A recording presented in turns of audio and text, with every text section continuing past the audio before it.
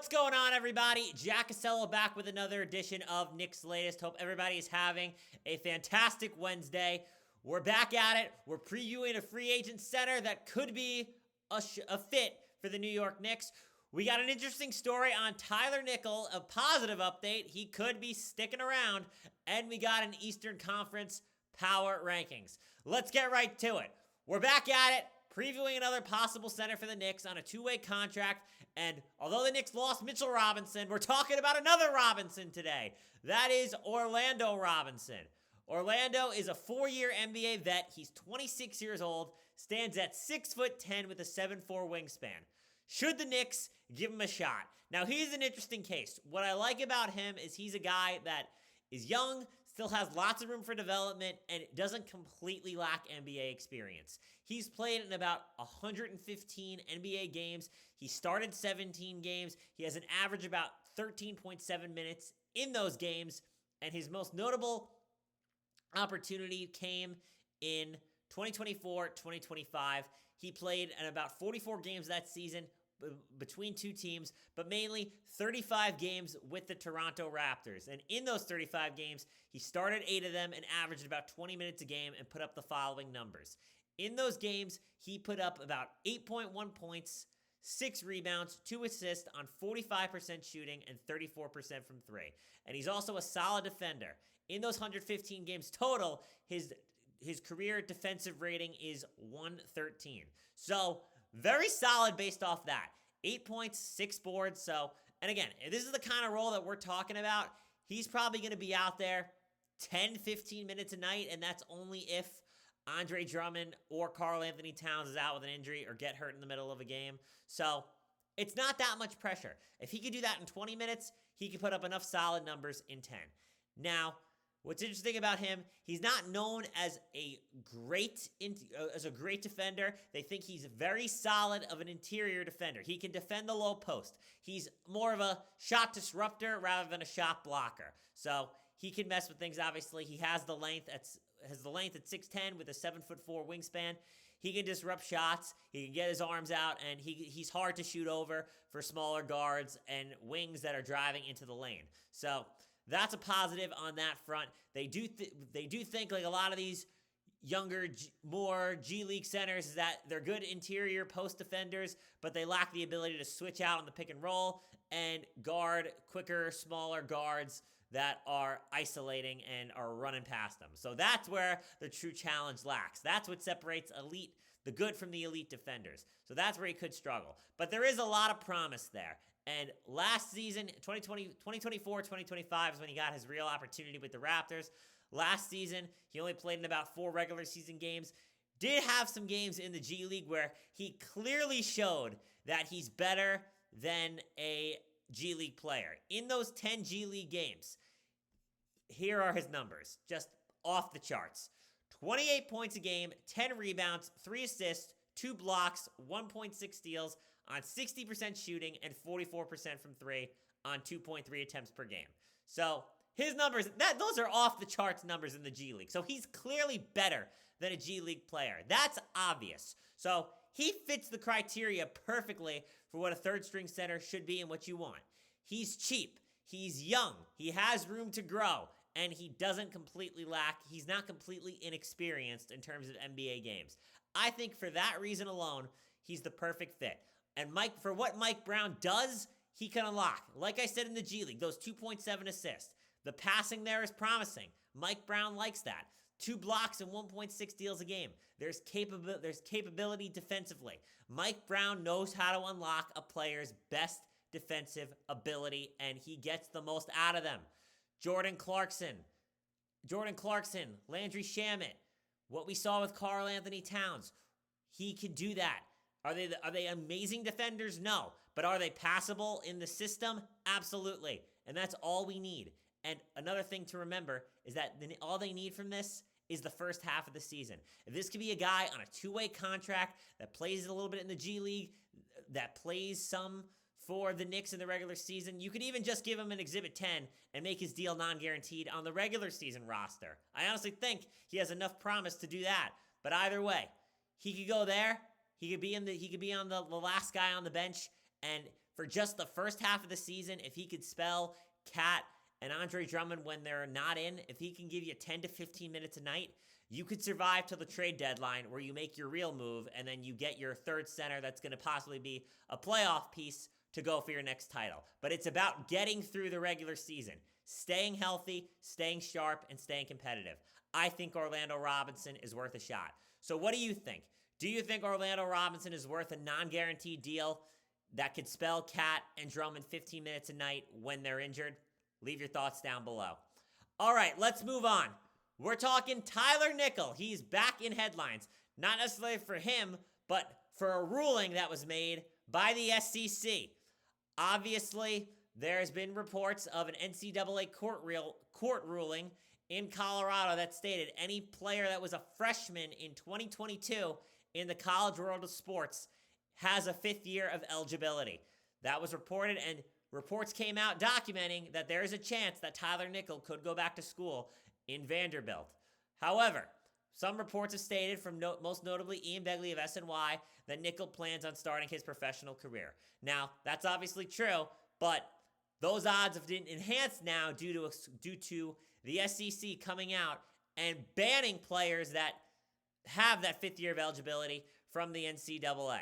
The SEC came out and said that this was reported in an article from The Athletic yesterday by Seth Emerson around 8:45 p.m. It's a good read, highly recommend it, saying the following, and I quote, SEC presidents, chancellors, and athletic directors met Tuesday and announced that schools are not permitted to have athletes who have done the following: previously declared for the NFL, NBA, or WNBA draft and did not appropriately withdraw from those drafts, signed a contract with an NFL or other professional league, NBA or G League or WNBA or affiliated team, or have been listed on a roster by any of those professional teams. So Tyler Nickel falls under those categories for one, maybe two of those. The first and the obvious one being is that previously declared for the NFL, NBA, or WNBA draft and did not appropriately withdraw.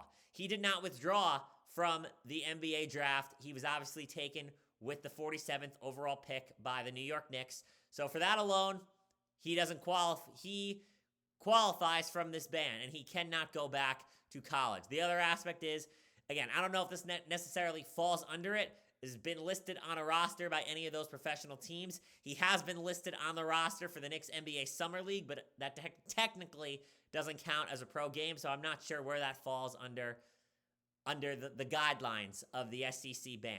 So obviously Vanderbilt is a school in the SEC, so Tyler Nickel, if he was going to go back to college, we assume it would be for that team, and the SEC is not allowing it based off the fact that Tyler Nickel did not withdraw from the NBA draft. I think this is a great thing for the New York Knicks, and it's the best thing for Nickel. We've talked in the past about how the only reason he'd go back to school is just for the money, and he's not really going to get better at school. I think he's ready for NBA coaching and NBA competition and to try and develop we know he knows what kind of player he is.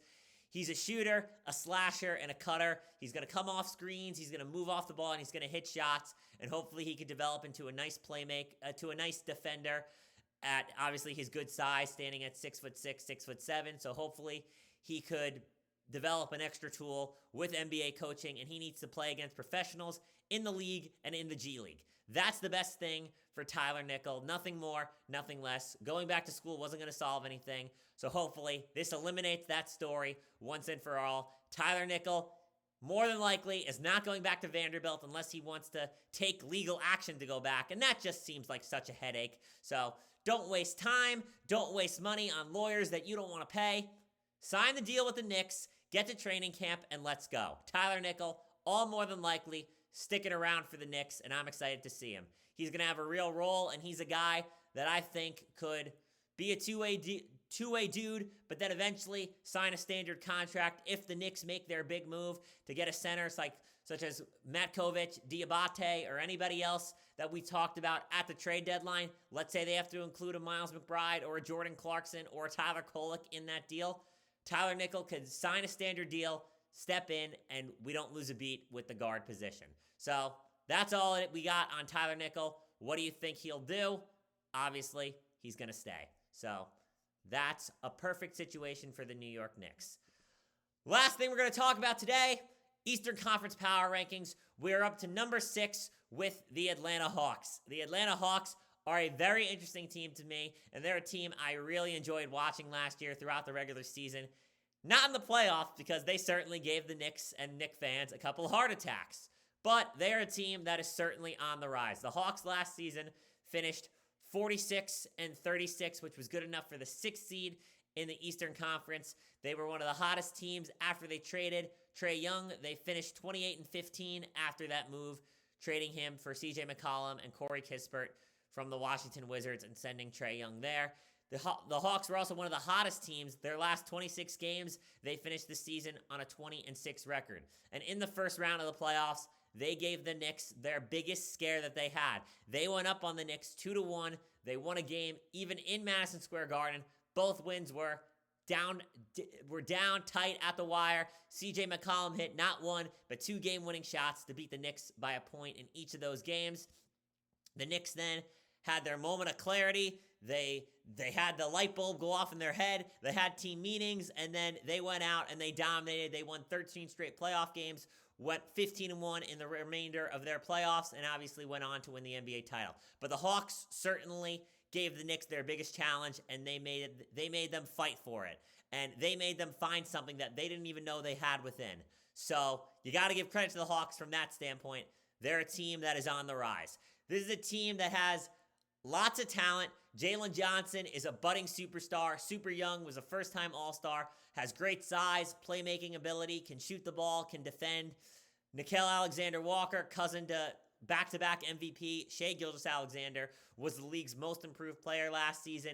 CJ McCollum was a very nice veteran guard who is a steady hand at the point guard spot and can hit big-time clutch shots near the end of the game. He's done it his whole career. They also brought in 2 championship veterans in Lou Dort and Aaron Wiggins from the Oklahoma City Thunder. Their roster is rounded out by other guys such as Dyson Daniels, Onyeka Okonkwo, Jock Landale. So they got some nice players as well. Buddy Hield, Corey Kispert. So they got some nice players from the roster last season.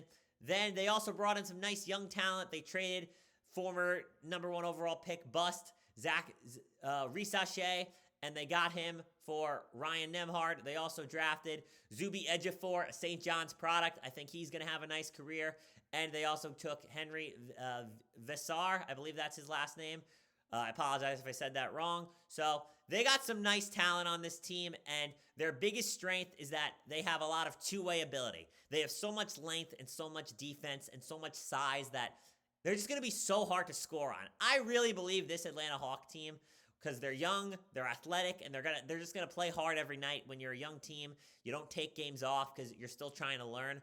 So they're a team that I easily believe could be a top 3, possibly number 1 defense in the NBA. They lack one thing in particular. They probably lack a true rim protector and a guy that can score in the low post, but they're a team that certainly has so much talent, and they're going to be a fun team to watch. Jalen Johnson is running and gunning. He's running that offense. He could score 25. He could average a triple-double one day. I truly believe he's that good. So he's a guy that is, at some point in the next 3 years, is going to make an argument for being a top 15, possibly top 10 player in the game.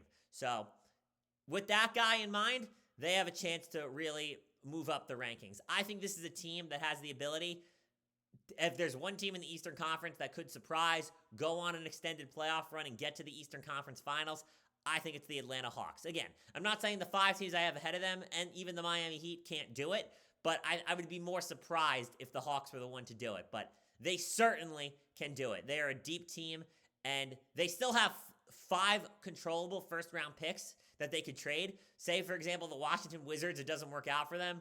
There's no reason this team couldn't go out and possibly trade for a guy like Anthony Davis or find another big man that could fill that hole on this roster and be a legit number 2 go-to scorer. So they have the ability to do that if they want to strike this season. So I think the Atlanta Hawks are the 6th best team in the Eastern Conference with a chance to possibly get to the Eastern Conference Finals. So far, from 6 to 15, we have the Atlanta Hawks, Miami Heat, Boston Celtics, Toronto Raptors, Orlando Magic, Charlotte Hornets, Washington Wizards, Milwaukee Bucks, Brooklyn Nets, and Chicago Bulls. So those are my 6 to 15 power rankings so far. What do you think of the Hawks at number 6? Do you think that's where they should be? That's all we got for today. Make sure to hit that like and subscribe. And as always, guys, go Knicks.